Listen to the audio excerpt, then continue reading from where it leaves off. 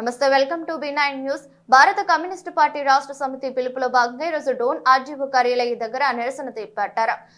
ఈ కార్యక్రమానికి సిపిఐ పట్న కార్యదర్శి మేట రాముడు అధ్యక్షత వహించారు। కార్యక్రమానికి సిపిఐ జిల్లా కార్యవర్గ సభ్యులు P Sunkayya, K Radhakrishna, CPI మండల కార్యదర్శి బి నారాయణ హాజరయ్యారు।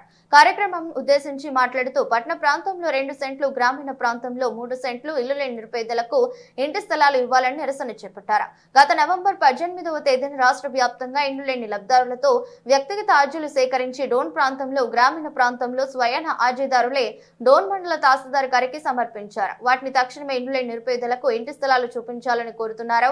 ఇందులో భాగంగా గ్రామీణ ప్రాంతాలకు, పట్టణ ప్రాంతాల్లో ఇల్లు లేని నిరుపేదలకు మేము అధికారంలోకి వస్తే ఇంటి స్థలాల పాటు ఇంటి నిర్మాణం కూడా చేపడతామని చెప్పారు। అధికారం చేసిన దాదాపు 9 మాసాలు కావస్తున్నా ఇంతవరకు హామీ నెరవేర్చలేదని, ప్రజలు పట్టణాలలో ఇంటికి కిరాయి కట్టుకోలేక చాలా ఇబ్బందులు పడుతున్నారని తెలిపారు। రవి ప్రజానికం నిన్ననే గ్యాస్ ధరలు పెంచి పేద ప్రజలపైన భారాలు మోపుతున్నారని, వాటి ధరలను నియంత్రించాలని కూటమి ప్రభుత్వాన్ని హెచ్చరిస్తున్నారు।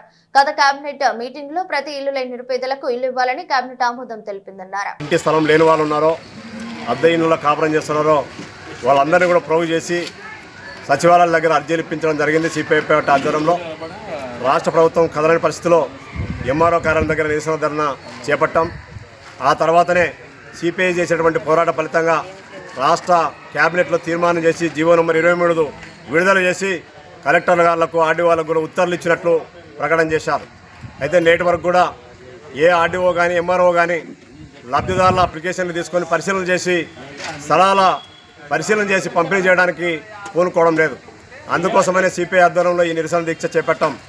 తక్షణమే రాష్ట్ర ప్రభుత్వానికి నివేదికలు పంపి డోన్ ఆర్డీఓ గారు డోన్ పట్టణంలో ఎవరైతే ఇంటి స్థలం, ఇంటి లేని వాళ్ళు ఎవరైతే ఉన్నారో వాళ్ళందరూ కూడా పట్టాలు పంపిణీ చేయాలని చెప్పేసి డిమాండ్ చేస్తున్నాం। అలాగే గ్రామీణ ప్రాంతంలో కూడా 3 సెంట్ల స్థలం ఇచ్చి పంపిణీ చేయాలని చెప్పేసి డిమాండ్ చేస్తున్నాం। లేని పక్షంలో